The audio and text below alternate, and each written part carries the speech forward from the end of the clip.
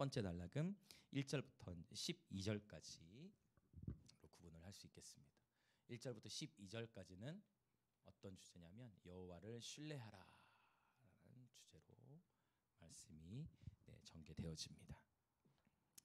특별히 잠언을 나누면서 우리가 서론부에서부터 제가 얘기했던 것은 조건절이 많다.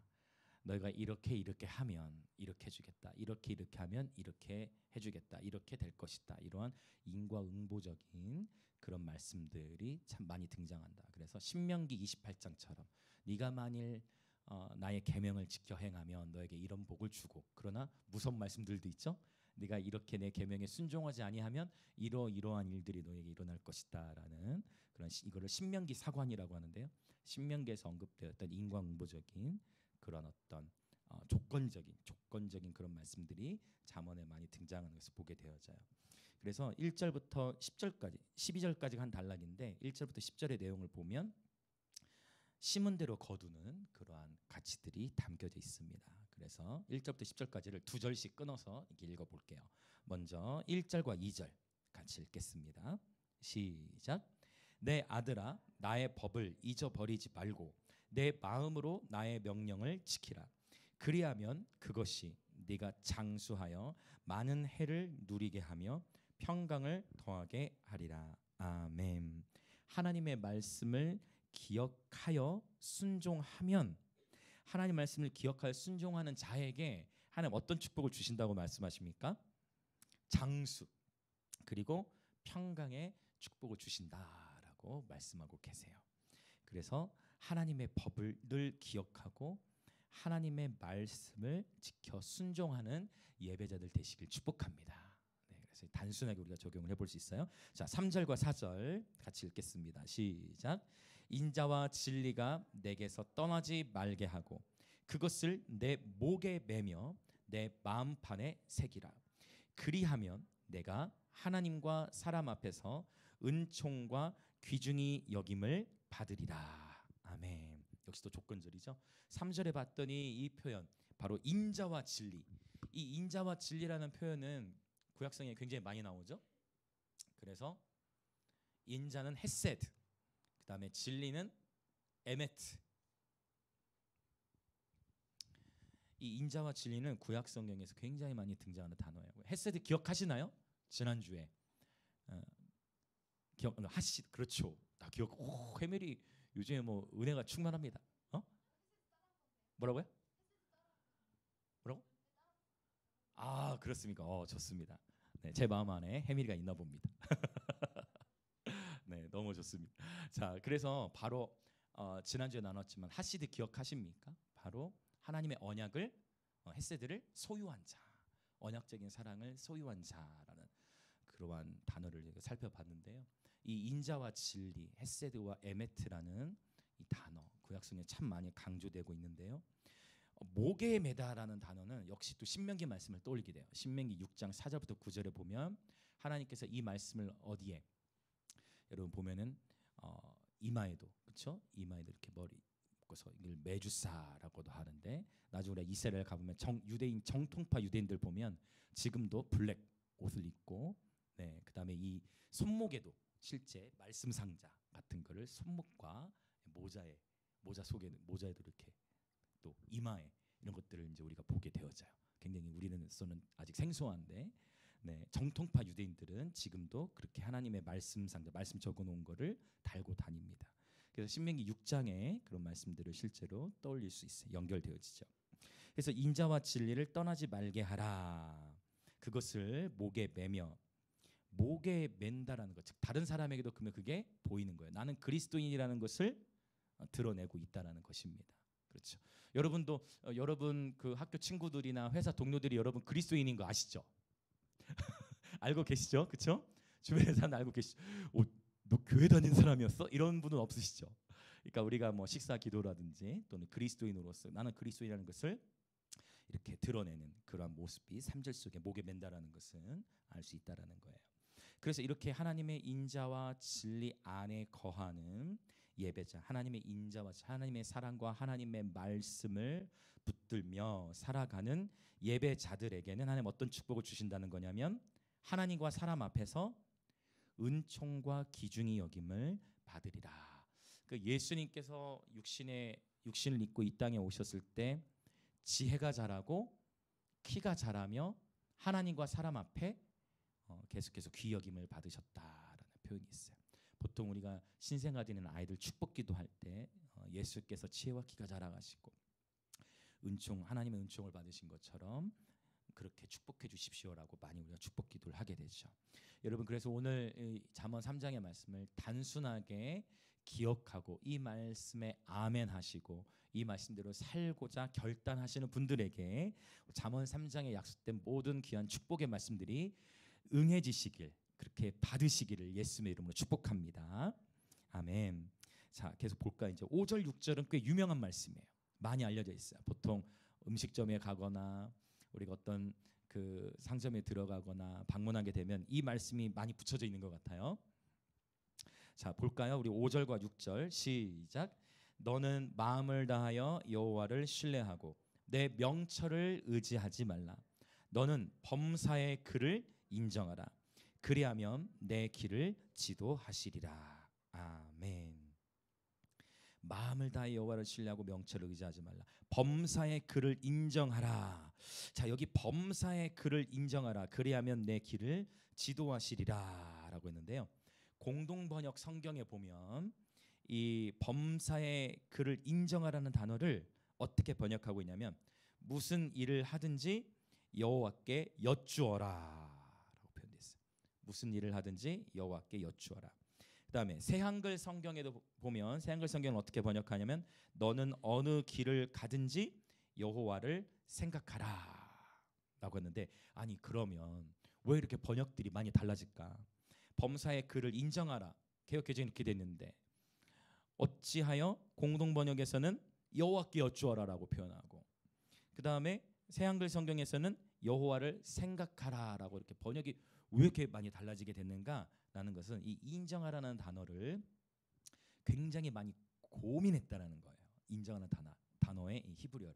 그러면 인정하라는 단어의 원래 히브리어는 어떤 단어를 쓰냐면 야다라는 단어를 씁니다. 야다에는 야다가 있어요. 야다에는 발음이 비슷하지만 야다는 두 가지가 있어요. 하나는 손을 들고 찬양하라 할 때에도 야다를 쓰고요. 그 다음에 어떤 때 야다를 또 쓰느냐? 누구누구를 알다 할 때, 아담이 하와를 알았더라 할 때에도 야다라는 단어를 써요. 히브리 한 자음이 달라요. 그러면 이 야다라는 단어에는 알다라는 단어인데 그냥 지식적인 알을 사실 의미하는 것이 아니기 때문에 이렇게 번역이 다양하게 나온 거예요. 그래서 이 야다라는 단어는 어떤 의미로 쓰냐면 부부 관계를 의미하는, 남편이 아내를 알다 할 때 이 야다를 쓰거든요. 아주 친밀한 관계적인 암. 그리고 지식적인 알이 아니라 부부가 서로를 안다는 건 뭐예요? 멀리서 목소리만 들어도 여러분도 아시죠? 여러분의 남편, 여러분의 아내 목소리 멀리서만 들어도 아시죠?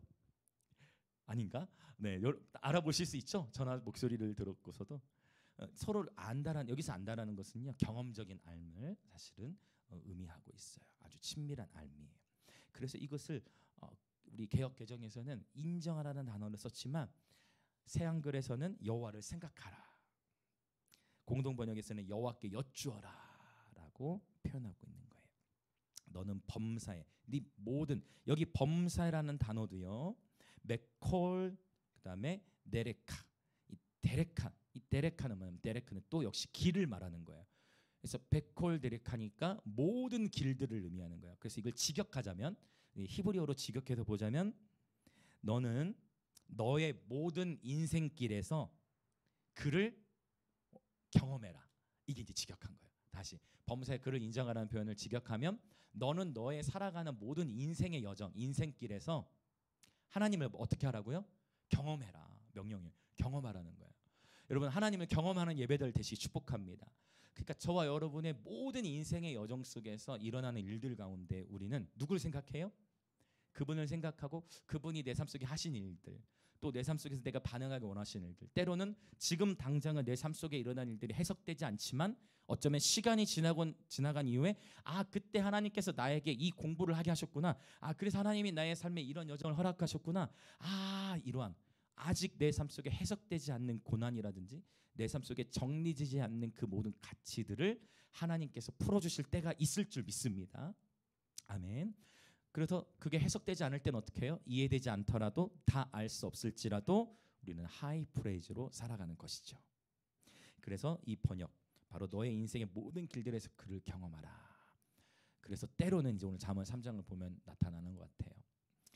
때로는 여러분 우리 인생에서 실수하고 실패하는 그 모든 계절들, 그 모든 여정 속에서도 우리는 하나님을 경험하게 됩니다. 어쩌면 우리 삶 속에 승승장구하고 실수와 실패를 모른다면 오히려 하나님을 더 찾지 않을 거예요. 우리 안에 부족함이 있고 연약함이 있고 여전히 어떠한 그 하나님을 찾지 않고서는 견딜 수 없는 그런 환경들을 때때로 우리를 허락하신 것, 그 상황 속에서 주님을 찾도록 우리 인생을 인도하신 줄 믿습니다. 그래서 오늘 이 번역, 저는 공동 번역이 참 마음에 드는 것 같아요. 무슨 일을 하든지 여쭈어라. 그래서 여러분 정말 하나님은 저와 여러분을 섬세하게 돌보고 계신 줄 믿습니다. 지금도 저와 여러분의 모든 인생의 걸음을 알고 계시고, 때로는 지금 바로 이 순간 내가 하나님 아버지의 마음을 온전히 다 헤아리지 못하고, 때로는 지금 이 순간 내 삶 속에 큰 고난이 있다 할지라도 지금 그 고난의 시간들 속에서 반드시 하나님의 은혜를, 또 하나님의 함께하심을, 또 하나님의 허락하심 속에서 그분의 모든 마음들을, 결국 그분의 모든 행하심을 결국은 우리는 인정하게 될 줄로 믿습니다. 너는 범사의 그를 인정하라. 너의 인생의 모든 길들에서 여호와께 여쭈어라. 그리하면 내 길을 지도하시리라. 오늘 이 단어가, 지도하시라는 단어가 뒷부분에 또 나오는데, 이 지도하라는 단어는 야샤르라는 단어를 써요. 이 야샤르는 뭐냐면 똑바로 걷다예요. 똑바로 걷다, 야샤르.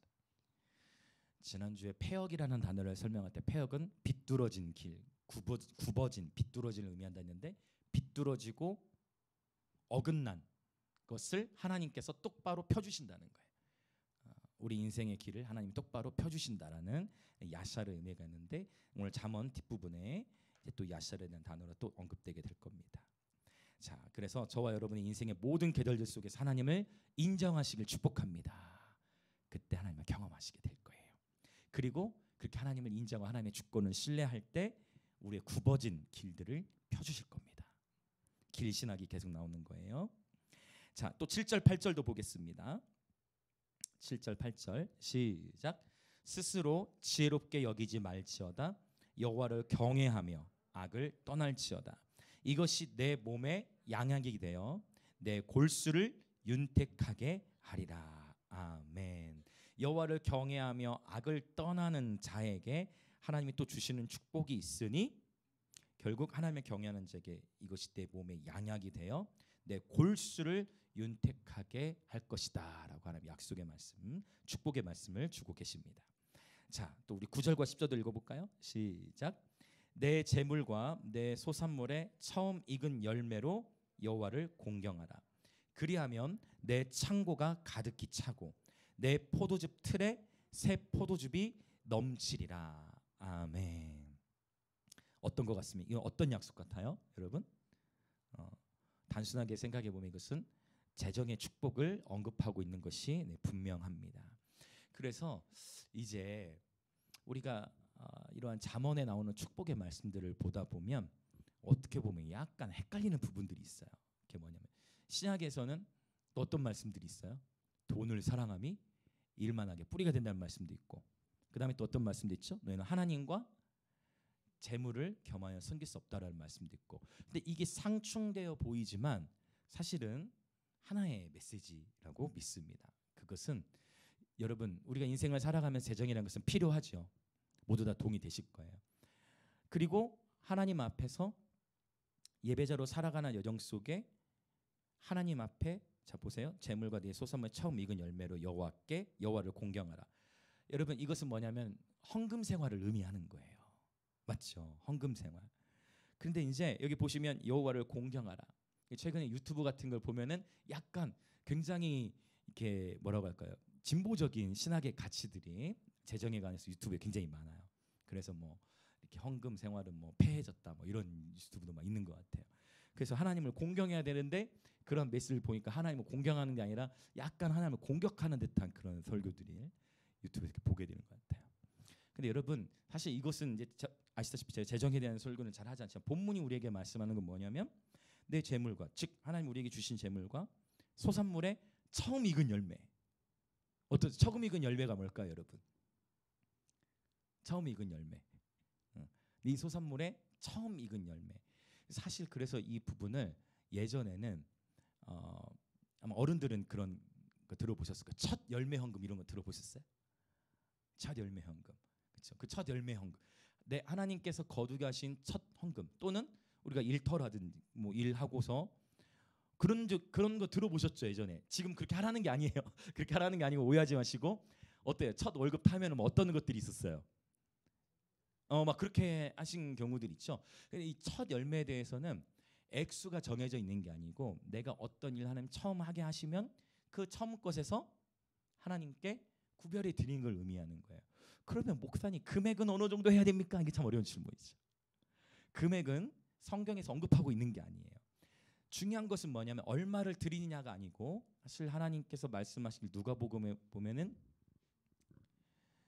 이 부자들보다 이 여인이 가장 많이 헌금하였도다라고 얘기했던 그 과부에 드렸던 헌금은 얼마 액수였냐면 2렙돈이라 나오고 2렙돈이면 얼마 정도 될까요, 여러분? 얼마 될 것 같아요? 오늘날 하면 2렙돈. 동전이거든요. 2렙돈 하면요 어느 정도 되냐면 1,000원에서 2,000원 사이예요. 오늘날로 환산해 보면 그게 그 과부가 지녔던 얼마라고요? 자신의 갖고 있던 전부였다고 했어요. 그 주님은 말씀하시기를 이 여인이 가장 많이 헌금했다라고 말씀하세요. 그러니까 중요한 헌금 생활 중요한 원리는 하나님 앞에서 얼마의 금액을 드리냐 이게 중요한 게 아니고 하나님 앞에 중요한 거는 내게 주신 하나님의 소유에서 감사하는 마음으로 헌금 드릴 때 원칙이 있어요. 절대 인색함으로나 억지로 하지 말고 하나님은 즐겨내는 자를 사랑하시느니라라고 했어요. 그래서 하나님이 내게 주신 감동을 따라 내가 드릴 수 있는 만큼 자원하는 마음, 기쁜 마음으로 하나님께 헌금을 드리는 거죠. 분명히 오늘 잠언 3장 9절은 제물로 여호와를 공격하지 말고 공경하라라고 말씀하신 걸 보게 되어집니다. 액수는 금액은 여러분의 믿음의 분깃을 따라 하실 때 제가 믿는 가치로는 말라기서의 말씀이라든지 예전에 사실 이 자리에서 들어본 분이 계실지 모르겠는데 제가 예전에 히브리서 강해를 할 때 멜기세덱과 연결해서 11조를 풀어낸 적이 있어요. 11조의 가치는 축복인 줄 믿습니다. 율법이 세워지기 전분에 11조가 있었어요. 11조를 율법이다 그건 끝났다라고 얘기하는 것은 약간 아쉬운 해석이고 11조라는 것은 하나님과 나와의 관계입니다. 하나님과 나와의 신앙의 관계. 율법이 있기 전부터 율법이 제정되기 전에 이미 아브라함은 10분의 1을 하나님께 자원함을 드렸습니다. 맞죠? 율법은 출애굽기 이후에 주어진 거잖아요. 모세 시대 이후에 모세 시대부터 주어진 거니까 그 이전부터 이미 11조가 있었고 이것은 의무로서가 아니라 하나님과의 관계. 내 삶의 주인이 하나님이시다. 내 재정의 주인이 하나님이시다라는 것에 대한 그런 삶의 예배로서 나타났던 거예요. 그래서 우리가 이해될 것은 뭐냐면 이러한 오랜만에 이런 재정에 대한 얘기를 또 하는 것 같은데 제가 본문에 있으니까 그래서 이렇게 그러면 헌금 생활 하나님 말씀하시면서 그럼 하나님이 가져가기만 하시느냐? 그렇지 않다는 거죠. 그렇게 하는 자에게 어떤 축복을 주신대요? 10절에 내 창고가 가득히 차고 내 포도즙 틀에 새 포도즙이 넘치리라라고 말씀하고 계세요. 그래서 결국 헌금 생활 제정하신 것은 나의 로드십 하나님의 것을 하나님께 그래서 드릴 수 있는 만큼 자원함으로 각자의 믿음의 분량에 맞게 하나님께 드리는 것. 그래서 이 처음 익은 열매를 첫 열매로도 볼 수가 있지만 이것은 11조와 즉 이를테면 내 수익을 받으면 그 수익에서 먼저 하나님의 것을 드리면서 그것으로 이제 생활을 하게 되는 그래서 구약 학자들은 이 부분을 11조와 연결지어서 보기도 하면 또한 말라기 3장에 보면 명백히 11조에 대한 언급이 되어지는 것을 보게 되어집니다. 자, 그래서 이러한 하나님 결국 이런 헌금 생활도 하나님은 우리를 채우시고 우리를 더욱 공급하시기 위함이다. 11조는 율법이 아니라 11조는 하나님과의 관계이다. 그리고 하나님 우리에게 축복을 주시기 위함이다라는 거예요. 자, 그럼 볼까요? 계속 더 나가 봅시다. 이제 11절과 12절 같이 읽어 보겠습니다. 11절 12절 시작. 내 아들아 여호와의 징계를 경히 여기지 말라. 그 꾸지람을 싫어하지 말라. 대저 여호와께서 그 사랑하시는 자를 징계하시기를 마치 아비가 그 기뻐하는 아들을 징계함 같이 하시느니라. 아멘. 또 무시무시한 말씀이 나온 거예요. 여호와께서 사랑하시는 자를 어떻게 하신다는 거예요? 징계하신다라고 해요. 징계라는 단어는 무사르라는 단어를 쓰는데 이 무사르는 징계 또는 경고라는 의미로 쓰여집니다. 사실 이 잠언 3장 11절 11절 12절의 말씀을 히브리서 저자가 인용해 가요. 그래서 히브리서에서 이 하나님께서 사랑하신 자를 징계한다. 징계가 없으면 너희는 사생아, 죽은 아들, 고아와 같다라는 표현까지 언급하시면서 하나님께서 사랑하시는 자를 징계한다는 표현을 히브리서에서 쓰고 그 다음에 요한계시록에서도 있죠.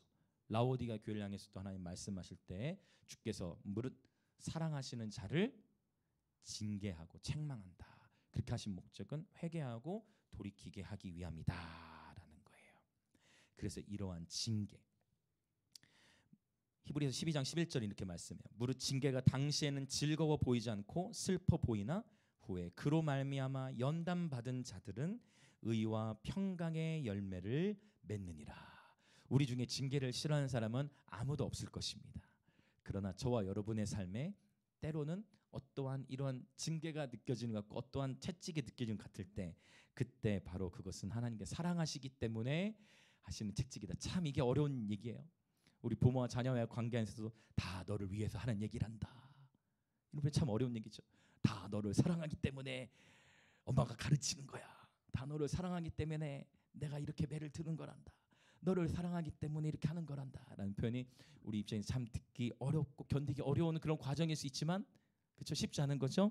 그러나 결국 부모는 자녀를 사랑하기 때문에 그러한 징계를 하게 된다. 이처럼 여호와께서 사랑하신 자를 징계하신다라는 것을 볼 수가 있어요. 그래서 이 말씀을 조금 우리가 마음을 열고 이해해 보면 우리가 오히려 하나님의 길, 말씀의 길, 십자가의 길에서 벗어나서 어긋난 길로 세상으로 계속 빠져 들어가는데 내 삶 속에 아무런 일도 안 일어나는 것이 더 큰 위험 같아요. 그러나 내가 하나님의 길을 놓친 것 같고 하나님의 길을 벗어나려 할 때 안 돼, 다시 돌아와야 돼라고 하나님께서 사인을 주시고 무사를 경고의 메시지를 주시고 그렇게 우리에게 말씀하신다면 이것이 더 큰 축복인 줄 믿습니다.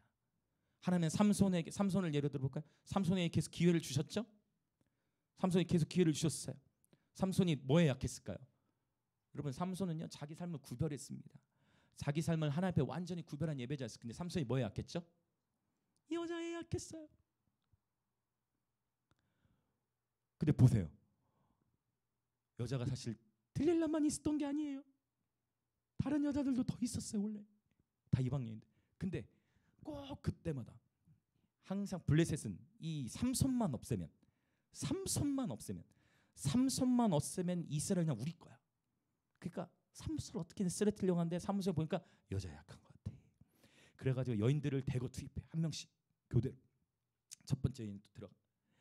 그리고 자고 있는 동안 또 막 별일들이 일어나. 근데 그때마다 다 하나님이 사인을 주셨는데 왜냐면 깨달아야 될 거 아니에요. 그쵸? 하나님 뭘 하신 거예요 지금? 무사를 하신 거예요. 경고를 주신 거예요. 계속 경고를 줘. 밧줄로 묶어. 풀어. 그러면은 깨달아잖아요. 왜? 이 여인이 나를 결국 죽이려 하고 하는구나라는 걸 깨달아야 되는데 그게 안 되는 거예요. 계속 여인들은 바뀌어져. 그러다가 결정적으로 삼손이 더 진짜 이제는 그냥 진짜 삼손이 사랑하게 됐던 것 같아. 어떤 여인입니까? 이름이 약간 뭔가 이렇게 좀 좋지 않아요. 들릴라. 뭔가 조금 느낌이 좋지 않아요. 들릴라. 그래서 이 들릴라에게는 한 번만 당하지 않고 계속 당하죠. 여러분 계속 당해요. 여러분 한 두 번, 한 세 번 정도 당하면 깨달아야 되는데 깨닫지 못해요. 깨닫지 못해. 왜? 기름 부음이 안 없어지거든. 이게 아주 중요한 원리예요. 깨달아야 되는데 결국 이 들릴라도 나를 진짜 사랑한 게 아니었구나. 깨달아야 되잖아요. 근데 깨닫지를 못해. 하나님은 말씀하시는데 깨닫지 못해. 이 여인은 나를 이용만 하는구나. 깨달아야죠. 근데 그게 아니에요. 그래서 저도 깨달은 게 있어요. 뭘 깨달았냐? 음란은 영적인 문제와 연결되겠구나. 그냥 단순히 이게 안 되는 게 아니고 끊지를 못하는 거. 왜? 영적으로 묶여지면. 그렇지. 무슨 말 이해되세요? 그냥 음란이라는 것이 영적인 문제구나라는 것이에요. 삼손이 깨닫지를 왜? 기름 부음이 없어지지 않거든. 그런데 결국 경고해도 깨닫지 못하니까 진짜 이제 마지막에 어떻게 됐어요? 머리를 자르면 안 됐는데 머리를 자르고 그 비밀까지 공개가 돼버리면서 풀려고 하는데 아차 싶은 거야. 풀지를 못해. 밧줄 풀지 못해. 이전에 드디어 마침내 하나님께서 삼손에 부으셨던 기름 부음을 가져가셨죠. 그리고 어떻게 됐어요? 삼손이 좀 잔인한 얘기지만 어떻게 됐죠? 눈이 뽑혔어. 눈이 다 뽑혔어. 그럼에도 불구하고 한번 따라해 봅시다. 그럼에도 불구하고 한 번 더. 그럼에도 불구하고. 그러니까 두 눈이 다 뽑혔어. 모든 기름 부음 하나님 다 가져갔어. 그럼에도 불구하고 삼손이 감옥에서 뭐 해요? 맷돌을 갈았다 했어. 맷돌을 갈아. 눈 뽑힌 채로 감옥에서 일하는 거죠. 그러면서 기도해. 하나님, 저에게 딱 한 번만. 하나님, 제가 잘못했습니다. 하나님, 제가 잘못했습니다. 딱 한 번만 기회를 주십시오. 다시 한 번 기회를 주신다면 제가 다시 한 번 저에게 기회를 주신다면 하나님께 쓰임을 받고 싶습니다. 라고 고백할 때 정말 하나님께서 마지막으로 기회를 한 번 더 주실 때 그때 성경은 뭐라고 기록하냐면 삼손이 살아생전에 무찌른 적보다 바로 그 마지막 순간에 죽인 원수의 수가 더 많았다는 것을 기록하게 됩니다. 그래서 그럼에도 불구하고 하나님은 끝까지 삼손을 야사를 똑바로 걸어가도록 인도하시는데 문제는 두 눈 뽑힌 이후에 깨닫기보다, 그렇죠? 너무 잔인하죠? 두 눈 뽑힌 이후에 깨닫기보다 그러기 전 하나님이 뭐 하실 때 우리에게 무사를, 하나님 우리에게 경고의 메시지를 주실 때, 하나님 우리에게 사인을 주실 때, 돌이켜라 사인을 주실 때, 하나님 우리에게 경고하실 때, 하나님의 사랑하시는 자에게 채찍질하실 때, 바로 그때 깨닫고 돌이키시는 예배를 되시기 축복합니다. 사실 두 눈이 뽑혔다는 것은 영적 분별력을 잃어버렸다는 의미와도 연계되지만 이미 그 전부터 분별력을 잃어버린 거예요. 그래서 여러분 정말 그럼에도 불구하고 하나님은 저 여러분을 사랑하시지만 그러나 지혜 있는 자는 하나님께서 무사를 사인을 주시고 경고하실 때 듣고 깨닫는 자인 줄 믿습니다. 귀 있는 자는 성령이 교회들에게 하시는 말씀을 들을지어다. 듣고 깨닫는 게 중요하죠. 무시무시한 말씀이지만 하나님은 우리를 사랑하시기 때문에 경고의 메시지를 계속 보내신다라는 것입니다. 자, 이렇게 해서 첫 번째 단락이 끝나고 13절부터 24절에 이제 두 번째 단락이 나와요. 이 두 번째 단락에서는 지혜의 가치를 언급하고 있어요.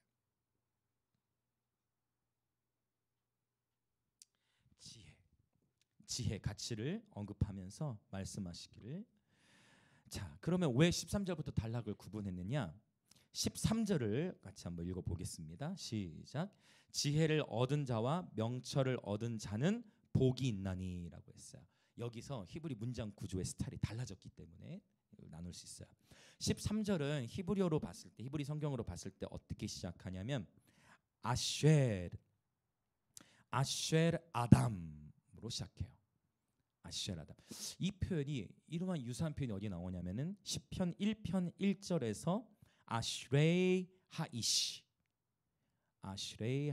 똑같은 아쉐르라는 단어에서부터 시작하는데, 그래서 이 시편 1편 1절에서 어떻게 시작하죠? 한국어로 복 있는 사람은으로 시작하죠.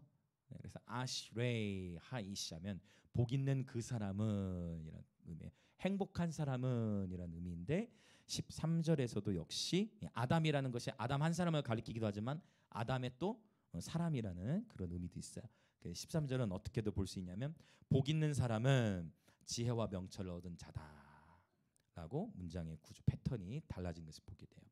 13절부터 24절은 지혜의 가치에 대해서 설명하고 있는데, 자, 지혜를 얻은 자는 명철을 얻은 자고 지혜를 얻는 것은 은을 얻는 것보다 낫고 그 이익은 정금보다 낫다라는 얘기를 하는데, 오늘 저는 이 18절을 좀 주목해 보길 원해. 이번 단락에서는 네, 자, 18절을 한번 보면요, 18절을 한번 읽어보겠습니다. 시작.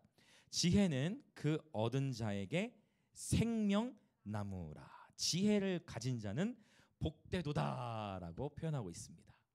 자, 누둥 생명나무에 대한 언급이에요. 여러분, 생명나무 이야기 어디서부터 시작할까요? 창세기에 있죠. 창세기 2장에서부터 시작해. 창세기 2장에 하나님께서 에덴 동산을 만드셨는데 그 동산에다가 동산 중앙에 가운데다가 선악을 알게 하는 나무도 세팅하셨고 또 어떤 나무들도 있었더라? 생명나무. 여기 생명나무는 여러분 우리는 꼭 이걸 생각을 바꿔야 된다 했는데 생명나무는 한 그루만 있었던 게 아니에요. 이것을 어디서 알 수 있다고 했냐면 요한계시록 마지막 장. 그러니까 창세기에서도 생명나무를 언급하고 요한계시록 마지막 22장에서도 생명나무에 대해서 언급하는데 생명나무가 강 좌우에 있다고 했어요. 강이 흐르는데 강 좌우에 생명나무가 있다. 그래서 강 좌우에 생명나무가 있다는 얘기는 강 좌우에 그러면 강 왼편에 나무 한 그루, 강 오른쪽에 나무 한 그루. 여러분, 우리 인간들도 물론 하나님이 주신 지혜지만 인간들도 여러분이 강 좌편에 나무 한 그루만 있고 강 우편에 한 그루만 있는 도시 지역에 그런 장면 본 적 있어요? 없죠. 우리 인간들도 그렇게 하잖아요. 하물며 완전한 지혜를 가진 하나님이 강 좌우편에 생명나무를 두시는데 썰렁하게 그냥 한 그루만 두셨을까요? 그렇잖아요. 생명나무가 강 좌편에도 쭉 있고 우편에도 쭉 있는 거예요. 근데 선악과는 하나만 있는 거예요. 그러니까 선악과는 그러니까 하나님이 잔인하게 생명나무 하나, 선악과 하나, 둘 중에 하나만 선택하게 하신 게 아니에요. 생명나무들이 쭉 있는데 그 중에 선악과가 딱 하나만 있는 거예요. 하나님이 잔인하신 분이야. 생명나무가 수룩한 거예요. 근데 인간의 호기심, 사탄이 물론 유혹했지만 꼭 이렇게 먹을 게 넘쳐나는데 불구하고 내가 못 먹어본 거, 그거를 먹고 싶은 그런 호기심이 또 있었겠죠. 하나님이 다른 거는 다 먹으라 했는데 오직 이거 하나만 손대지 말라 했는데 결국 사탄이 뱀에게 들어가고 뱀을 꼬아가지고 그 한 그루 선악과를 먹게 하는 것이죠. 그래서 어떤 일이 발생했죠? 선악과를 먹음으로 말미암아 하나님께서 아담과 하와를 동산에서부터 내쫓았어요. 그리고 성경에 또 생명나무 이야기를 또 하고 있어요. 내쫓은 이후에 내쫓게 한 다음에 창세기 3장 24절에서 뭐라고 표현할까요? 맞아요. 창세기 3장 24절에 보면 아담과 하와를 내쫓으신 이후에 그룹 천사들과 그 다음에 두루 도는 불칼이라고 했어요. 두루 도는 불칼이 뭐예요, 여러분? 칼이 뭐 하는 걸까요? 칼이 혼자 그러니까 불에 감싸인 칼을 생각하세요? 그 칼이 약간 애니메이션 같잖아요. 애니메이션 상상하시면 자, 칼에 불이 붙어 있어요. 불칼이에요. 근데 두루 도는 불칼이 그 칼이 뭐 하고 있는 거예요? 동산 주를 돌면서 칼이 스스로 돌면서 아무도 아담과 하와 다시 에덴 동산에 못 들어오게. 그래서 두루 도는 불칼이에요. 이 칼이 스스로 회전하다는 의미예요. 칼이 스스로 회전하면서 동산을 지키고 있는 거예요. 굉장히 애니메이션 한 편을 보는 것과 같죠. 칼이 스스로 회전하면서 에덴 동산을 지키면서 어디를 못 가게 했다라고 표현하냐면 3장에 생명나무의 길, 생명나무의 길로 들어서지 못하도록 막았다라고 표현하고 있어요. 그룹 천사와 그 다음에 두루 도는 불칼이. 근데 여기서 또 흥미로운 거는 여러분 그룹 천사, 이 체루빔이라고 하는 그룹 천사는 원래 그룹 천사는 어디에 있는 천사예요? 주로 땅에 있는 천사일까요? 아니면 하늘에 있는 천사일까요? 하늘에 있어요. 주로 어디 근처에 있는 천사들일까요? 그룹 천사는 천사들이 수많은 천사들이 있는데 수많은 천사들 중에 가장 사율이 높은 천사들 그룹인 거예요. 그룹 천사는. 그룹 천사는 어디 주변에 있어요? 성경에 나와 있죠. 요한계시록을 보면 하나님 보좌 주위에 있는 천사들이에요. 하나님 보좌 주위에 있는 그룹 천사들이 생명나무의 길을 막고 있는 거예요. 그런데 이 상태로 하나님은 온 인류, 여러분 이게 자체가 사실 참담한 거죠. 하나님의 생명으로부터 분리되는 거. 이거 가장 안타까운 일이죠. 그런데 이 안타까운 것을 회복하시기 위해, 다시 원상태로 돌리시기 위해 이 땅에 오신 분이 예수님이시죠. 그래서 요한복음은 말씀하시기를 내가 진실로 진실로 너에게 이르노니 내가 곧 길이요 진리요 생명이 나로 말미암지 않고는 아버지께로 나올 자가 없느니라. 여러분, 예수님은 곧 우리에게 길이 되시고 진리가 되시고 생명이 되신 줄 믿습니다. 원래 이 생명나무의 길을 그룹 천사와 두루도는 불칼이 아무도 못 들어 막고 있었는데 그 길이 하나 열린 거예요. 누굴 통해? 예수님을 통해 열린 것입니다.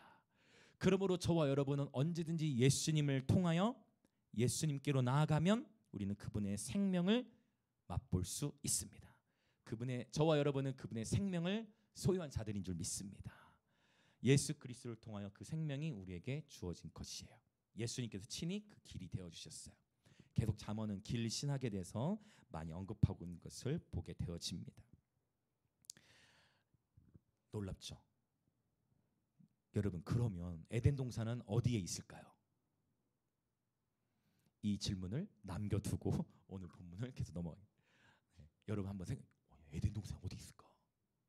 라는 것을 한번 질문 우리가 묵상해 보면서 일단 생명나무에 대한 이야기로 좀 더 얘기를 나누려 해요. 자, 그래서 이렇게 창세기와 요한계시록에서 생명나무에 대해 언급하고 있고 드디어 이제 생명나무. 자, 그러면 또 볼까요? 일단 봅시다. 생명나무에서 생명이 중요할까요? 나무가 중요할까요? 생명나무 두 단어가 쓰인 건데 생명나무에서 생명과 나무는 비유적인 거고 우선적으로 생명이 더 포인트가 가 있는 거예요. 그래서 성경에서는 비유를 할 때 생명나무만 언급하지 않고 요한계시록과 요한복음에서는 생명수의 강에 대한 이야기, 생수의 강에 대한 얘기도 하는 거예요. 결국 생명나무 또 생수, 결국 무엇을 강조하는 거예요?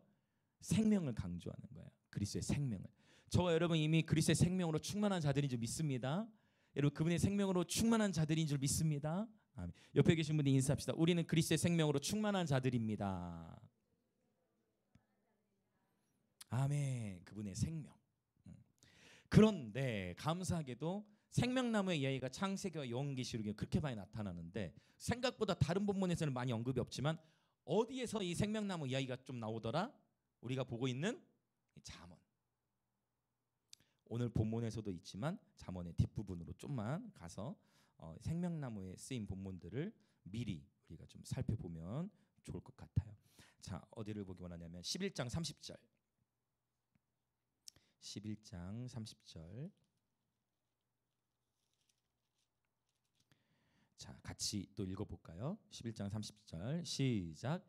의인의 열매는 생명나무라 지혜로운 자는 사람을 얻느니라. 아멘. 생명나무에 대한 언급도 하는 거예요.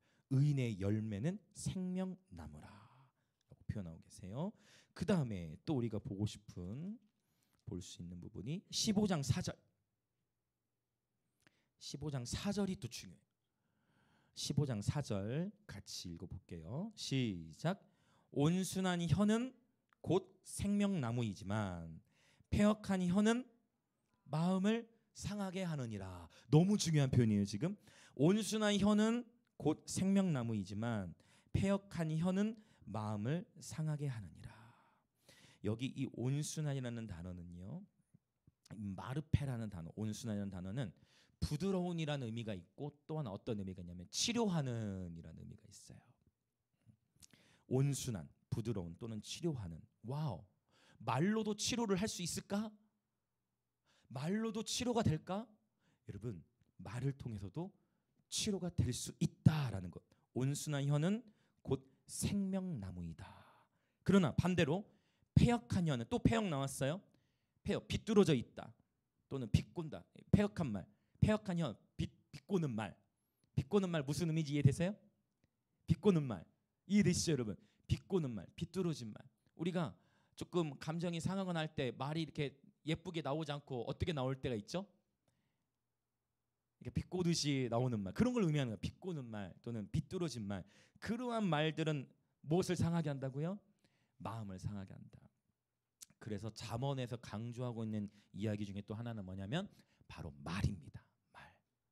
심지어 부드러운 말은 생명나무와 같은 기능을 한다는 거예요.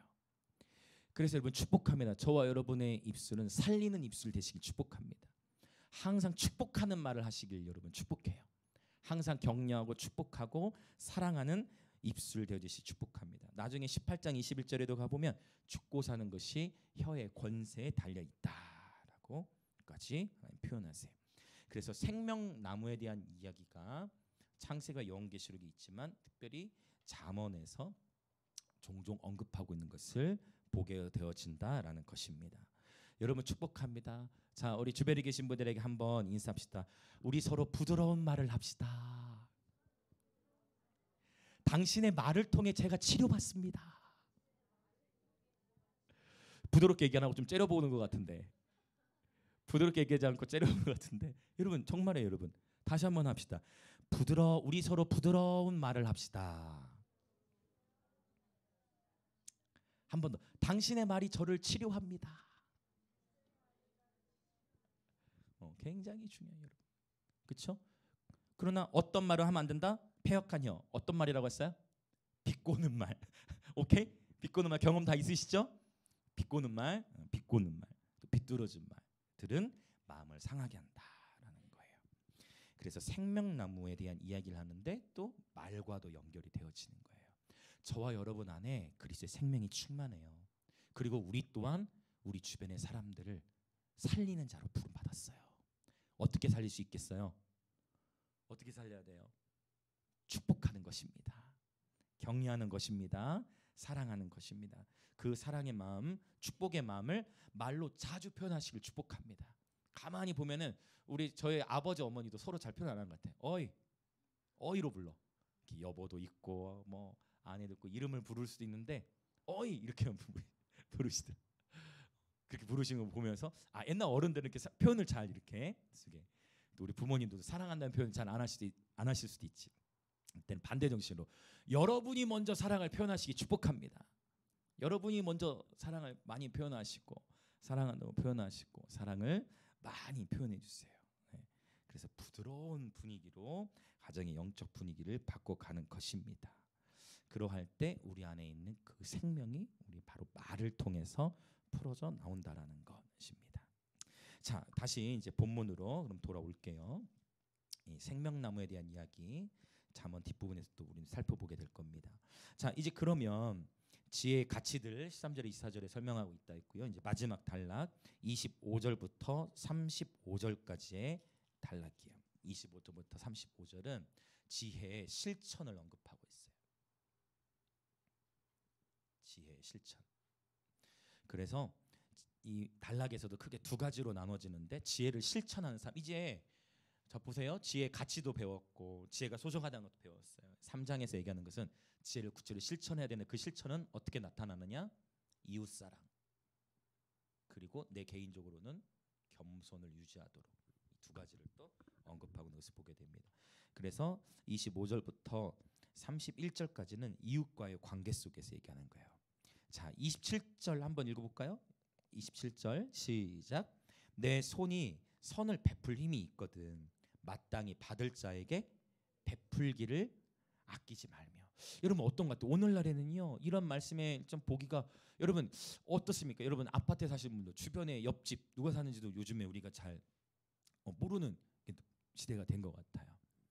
네, 관리실 뭐 이런 관계 서로 이런 그냥 뭐 옆에 사는 물론 이웃에 대한 범위 굉장히 넓겠죠.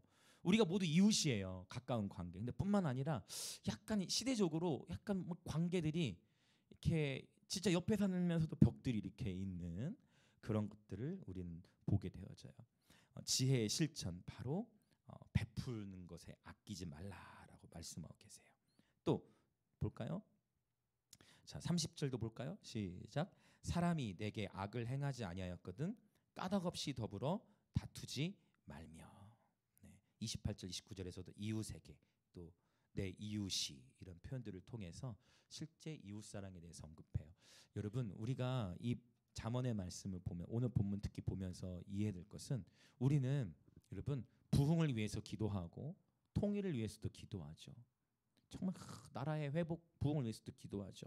그런데 그렇게 큰 비전을 가지고 기도하는 것은 우린 익숙하지만 정작 우리 하나님이 우리에게 보내주신 이유, 우리 지체들을 서로 사랑하고 섬기는 데에는 이 부분에는 놓치고 있는 부분이 있지 않나를 오늘 본문을 통해 돌아봐야 되는 것 같습니다. 부흥을 외치고 회복을 외치고 통일을 외치기 전에 여러분, 우리 주변에 있는 우리 이웃들, 우리 지체들을 서로 품지 못하는데 어떻게 북한의 사람들과 단절된 관계 속에 있는 데서 통일되면 그들의 삶을 이해할 수 있겠습니까? 여러분, 원컨대 오늘 지혜 실천에 있어서 여러분, 저와 여러분 하나님 보내주신 사람, 내 옆에 있는 지체들을 더욱 사랑하고 섬기시길 축복합니다. 또 인사합시다. 제가 더 사랑하며 섬기겠습니다. 그러니까 오늘 할 게 많죠? 내 옆에 있는 사람에게 말도 어떻게 하자? 예쁘게 하자. 말도 부드럽게 하자. 뿐만 아니라 또 어떻게 하자? 말로도 표현하고 더 사랑하며 섬기자라는 것이 이웃사랑에 대한 이야기를 하고 있어요. 자, 이제 마지막 단락 32절부터 35절에서는 무엇을 말씀하는지 볼까요? 자, 32절을 먼저 읽겠습니다. 시작. 대저 패역한 자는 여호와께서 미워하시나 정직한 자에게는 그의 교통하심이 있으며. 저는 이 교통하심이라는 단어를 제가 좋아하는 단어인데요. 이 교통이라는 단어는 히브리어로 소드라는 단어를 써요. 이 소드는 어떤 뜻이냐면 비밀 회의를 가리켜요. 비밀 이야기. 비밀 이야기를 가리켜요. 그래서 시편 25편 14절에서는 여호와의 친밀하심이 여호와를 경외하는 자에게 있으며 여호와께서 그에게 언약을 보이시리로다라고 표현하는데, 똑같은 소드라는 단어를 잠언 오늘 3장 32절에서는 어떤 단어로 쓴 거예요? 교통하심으로 썼고 시편 25편에서는 친밀하심으로 쓴 거예요. 똑같은 히브리어인데 친밀하심, 교통하심. 그러나 의미는 서로 연결되죠. 근데 이것의 히브리어적인 의미는 뭐다고요? 바로 하나님과 뭐를 나누는 거예요? 어떤 이야기? 비밀 이야기. 아무도 모르는 하나님과 나만의 비밀 이야기. 하나님과 나만의 쏙닥쏙닥하는 이야기. 하나님과 나만의 단 둘만이 아는 비밀 이야기. 하나님과의 친밀한 교제 속에서 여러분, 연인들끼리는 이러한 이야기를 하죠. 친밀한 관계. 여러분, 저와 여러분은 예수 그리스도의 연인입니다. 예수님과 다른 어느 누구에게도 얘기할 수 없는, 심지어 남편이나 아내나 자녀나 부모에게도 얘기할 수 없는, 어느 누구에게도 얘기할 수 없는 그 비밀, 바로 예수님과 여러분, 예수님께 얘기하는 것은 험담이 아니에요. 예수님께 얘기하는 것은 비판이 아니에요. 예수님께는 많이 이르셔도 돼요. 여러분, 무슨 말 이해되십니까? 하나님, 예수, 제가 힘듭니다. 하나님, 이런 일이 있었어요. 예수님께 얘기하는 것은 험담이 아니다. 예수님께 얘기하는 건 예수님과 뭐 하는 거다? 비밀을 나누는 거고 예수님과 교제를 나누는 것이다. 그래서 여러분 축복합니다. 예수님과 많은 비밀 이야기를 쌓으시기 축복합니다. 저에게도 여러분의 말할 수 없는 예수님과 비밀이 있습니다. 여러분에도 그 비밀이 여러분 비밀이 있다면 우리는 그렇잖아요. 그 비밀을 더 알고 싶은 마음이 생기죠. 여러분도 분명히 있으시리라 생각해요. 여러분, 예수님과 많은 비밀 이야기 나누세요.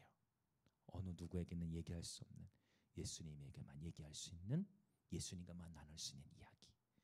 예수님과 많은 비밀 이야기 나누시 축복합니다. 아멘. 바로 이 소드, 교통하심이 예수님과 비밀 이야기.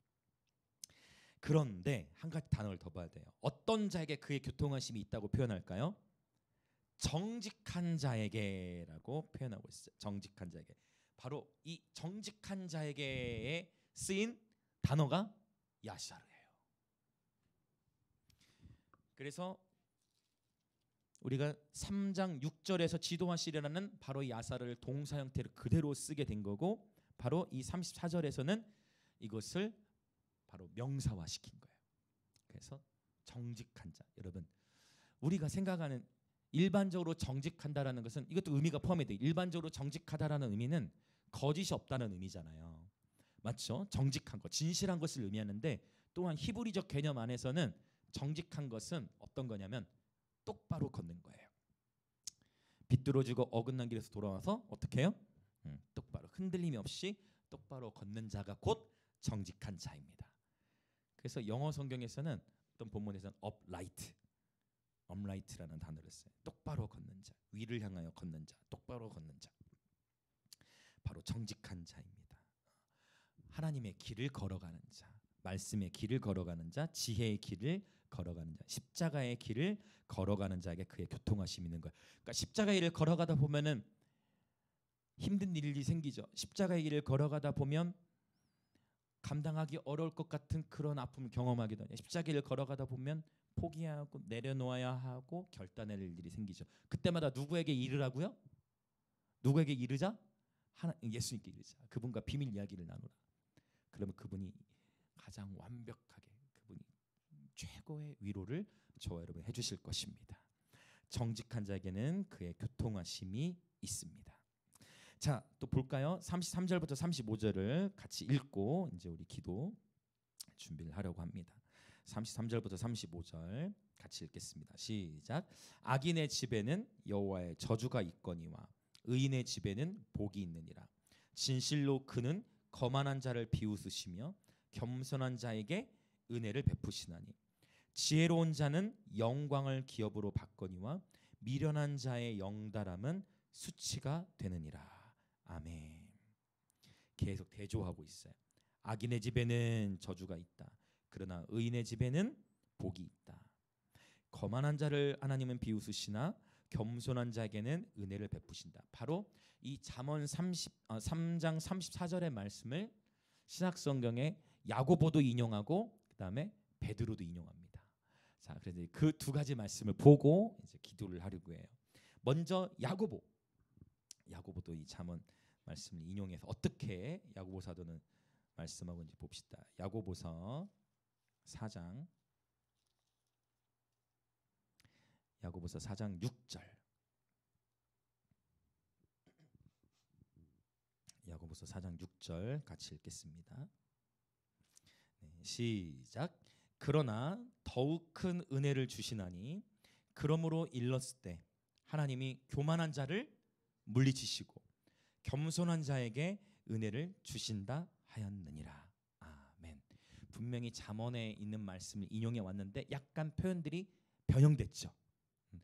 표현들이 약간 달라진 부분들이 있어요. 하나님은 겸손한 자에게 보통 은혜가 아니라 더욱 큰 은혜를 주시는 줄 믿습니다. 하나님은 겸손한 자에게 은혜를 주시는데요. 교만한 자는 어떻게 하신대요? 교만한 자는 하나님이 물리치신대. 이건 무서운 표현이에요. 교만한 자를 하나님 어떻게 하신다고요? 물리치신대. 이것은 뭐냐면 하나님의 적이 돼버리는 거예요. 여러분, 이 세상에서 가장 센 적, 우리가 경험할 수 있는 가장 센 적 누가 있습니까? 여러분, 우리 하나님은 이 세상 어떠한 적과도 견줄 수 없는 분인데 하나님의 적이 된다는 것은 그야말로 가장 무시무시한, 감당할 수 없는 적을 만나는 거예요. 하나님은 교만한 자를 물리치신다. 그러나 겸손한 자에게는 은혜를 주신다라고 표현했어요. 자, 이제 우리 베드로전서 5장 5절을 봅시다. 우리 반주해 주세요. 베드로전서 5장 5절. 자, 베드로전서 5장 5절 같이 읽겠습니다. 시작. 젊은 자들아, 이와 같이 장로들에게 순종하고 다 서로 겸손으로 허리를 동이라. 하나님은 교만한 자를 대적하시되 겸손한 자들에게는 은혜를 주시느니라. 아멘. 자, 또 똑같이 베드로도 지금 잠언에 있는 말씀을 인용해 와서 표현하는 게 뭐냐면 하나님은 교만한 자를 대적하신다. 역시 야고보와 비슷한 표현이죠. 그 다음에 겸손한 자들에게는 은혜를 주시니라. 근데 이제 6절도 한번 봅시다. 어떤 표현까지 덧붙이는지. 6절 시작. 그러므로 하나님의 능하신 손 아래에서 겸손하라. 때가 되면 너희를 높이시리라. 아멘. 제가 참 좋아하는 말씀 중에 하나예요. 하나님의 능하신 손 아래에서 겸손하라. 때가 되면 너희를 높이시리라. 여러분, 저와 여러분에게는요, 하나님의 능하신 손을 먼저 볼 수 있는 지혜가 있으시길 축복합니다. 하나님의 능하신 손을 볼 수 있는 지혜가 있으시길 축복합니다. 그리고 하나님의 때를 신뢰할 수 있는 인내가 있으시길 축복합니다. 이 두 가지, 하나님의 능하신 손을 볼 수 있는 지혜, 그리고 하나님의 때를 신뢰할 수 있는 인내, 이 두 가지가 저와 여러분의 삶에 있어야 할 줄로 믿습니다. 베드로는요, 이 말씀을 아주 이 말씀은 자신의 삶에서부터 뿜어져 나온 그런 고백이었을 거예요. 베드로의 삶은 어떠했습니까? 베드로는 평범한 어부였습니다. 베드로는 평범한 어부였는데요, 심지어 베드로는 사실 어부였는데 과격한 모습들을 좀 우리는 보게 되죠. 성경에서 예수님께서 베드로를 부르십니다. 어부인 베드로를 부르셔서 베드로야, 내가 너를 사람 낚는 어부가 되게 할 것이다 라고 베드로를 부르시면서 베드로는 바로 그물을 버려버리고 예수님을 따르기 시작합니다. 예수님을 따르기 시작하면서 베드로는 기대합니다. 와, 내가 따르는 우리 예수님이 온 세상의 왕이셔. 우리 예수님이 로마 시대를 정복하실 거야. 이 로마의 정권을 무너뜨리실 거야 라는 기대를 가지고 예수님을 따르기 시작합니다. 그러면서 예수님은 그리스도시고 살아계신 하나님의 아들이십니다. 당당하게 예수가 주이심을 선포하며 살아갑니다. 그리고 더 붙입니다. 베드로 뭐라고 더 붙입니까? 예수님,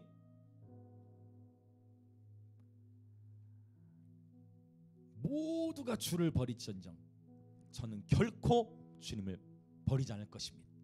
저는 결코 주님을 배반치 않을 것입니다 라고 해서 주님 뭐라고 말씀하세요? 바로 말씀하시기를, 베드로야, 닭 울기 전에 네가 나를 3번 부인할 것이다 라고 말씀하시죠. 베드로는 절대 동의하지 않았을 거예요. 베드로는 자기 열심으로 정말 최선을 다했습니다. 그리고 가룟유다가 예수님을 팔아 넘기려는 그 장면에서 군인들이 예수님을 잡으러 왔죠. 그때 베드로는 어떻게 합니까? 뭐를 꺼내죠? 칼을 꺼내서 그 군사 중에 하나였던 말고의 귀를 잘라버려요. 아니, 우리 예수님이 지금 왕이신데 네가 지금 누구를 체포하러 왔느냐? 그래서 말고의 귀를 딱 잘라버립니다. 예수님 어떻게 하시죠? 예수님은 다시 잘려진 말고의 귀를 말고에게 붙여주시고 베드로에게 칼을 넣어라. 칼을 쓰는 자는 칼로써 망하게 될 것이다 라고 말씀하십니다. 예수님이 가셔야 할 길은 십자가의 길인데 베드로가 생각한 길은 정복의 길이었어요. 예수님이 가셔야 할 길은 죽음의 길인데 베드로는 무력의 길을 간 거예요. 무력 투쟁으로 나아간 거예요. 예수님은 그대로 끌려가십니다. 예수님 끌려가십니다. 제자들 다 예수님 버리고 도망갔어요. 그런데 유독 다른 제자들에게 잘 안 물어보는데 주변의 사람들이, 그쵸? 다른 사람에게는, 여러분 그럴 때 있어요. 신앙생활 하다 보면 주님께서 다른 사람에게는 그렇게까지 안 물으신, 그런 테스트까지 안 하신 것. 다른 사람에게는 안 물었는데 유독 사람들에게 누구만 걸린 거예요. 지금 베드로만 걸린 거예요. 다른 사람은 그냥 말아서 도망을 갔어. 베드로도 도망을 갔어. 그리고 넘어가면 좋은데 유독 베드로에게는 어떤 일이 생기느냐? 내가 당신 봤는데 당신 예수 따르는 자 아니야? 아니, 다른 사람에게 안 물어봤잖아요. 근데 베드로, 당신 예수 따르는 자 아니었어? 근데 베드로 어떻게 합니까? 나는 예수 모르는 자라고. 또 다른 사람 또 물어봐. 아니, 당신 분명히 예수를 따랐던 자였던 것 같은데. 그러자 이제 베드로가 점점 강하게 얘기해요. 그러다가 예수님은 뭐 하기까지 이래요? 예수님을 향해 저주해 버립니다. 여러분, 예수님이 저주했어요. 베드로가 저주하여 그러는데 무슨 소리 하는 거야? 나는 예수도 모를 뿐더러 무슨 사이비 이단 교주 예수를 나와 연결시키는 거야 하고 예수를 저주했다라고 성경은 기록하고 있어요. 그렇게 3번 다 부인하고 나서 마침내 닭이 웁니다. 꺾기요 하고 닭이 울죠. 닭이 울었을 때 베드로가 느꼈을 심정이 어땠을까? 예수님 하셨던 그 말씀을 베드로는 기억했을 거예요. 베드로는 완전히 무너진 거죠. 베드로의 삶이 완전히 무너진 거예요. 완전히 무너진 거예요. 여러분, 베드로는 완전히 아주 처절하게 실패했습니다. 나는 모두가 다 주를 떠날지는 주를 떠나지 않을 것입니다. 말고의 기도 막 잘라버려. 과격하게. 완전히 실패했죠. 그런데 주님은 베드로를 통해 우리에게 교훈하시는 거예요. 여러분, 실패라는 것이 꼭 나쁘지만은 않은 것 같아요. 완전히 실패하고 좌절했어. 그리고 그 시간이 지나서 예수님이 부활하셨어. 예수님 부활하셨다. 예수님 부활하셨다는 소식도 들었어. 근데 베드로가 예수님 찾아가요, 못 찾아가요? 예수님 부활하셨다는 소식을 들었음에도 불구하고 베드로는 예수님을 찾아가지도 못합니다. 그리고 여전히 베드로는 어디로 돌아가 버렸어요? 바닷가에 돌아가서 바닷가에서 고기를 낚시하고 있어요. 고기 낚고 있어요. 그때 예수님이 먼저 베드로에게 찾아오시고 주님께서 베드로에게 다시 부르심을 주십니다. 베드로에게 먼저 주님이 찾아오셨죠. 그리고 베드로에게 40일 동안 베드로와 함께 동행하시면서 하나님 나라에 대해 가르치시고 주님은 다시 하늘로 올라가시게 되어집니다. 그 일 이후에 그로부터 약 7일에서 10일 정도 지난 이후에 성령께서 오순절날이 이름에 임하셨고 베드로는 놀라운 복음의 증인이 되어 한 날에 베드로의 설교를 듣고 침례를 받은 자의 수만 3,000명이 되었더라라고 기록한 것을 보게 되어집니다. 자, 이 시간 우리 함께 기도하겠습니다. 함께 기도하실 때 하나님께서는 먼저 저와 여러분의 십자가의 시간을 철저하게 통과하기를 원하고 계십니다. 오늘 잠언 3장의 말씀을 나누면서 우리 스스로를 지혜 있다 여기는 것이 아니라 오직 하나님의 지혜를 추구하며 하나님을 온전히 신뢰하고 때로는 실패를 경험하기도 하고 실수할 수도 있지만 마침내 겸손한 예배자, 하나님의 법을 사랑하며 하나님을 온전히 예배하는 자에게 하나님은 하나님의 영광을 기업으로 얻게 하실 것입니다. 함께 기도할 때 하나님의 능하신 손 아래에서 겸손한 예배자 되기를 원합니다.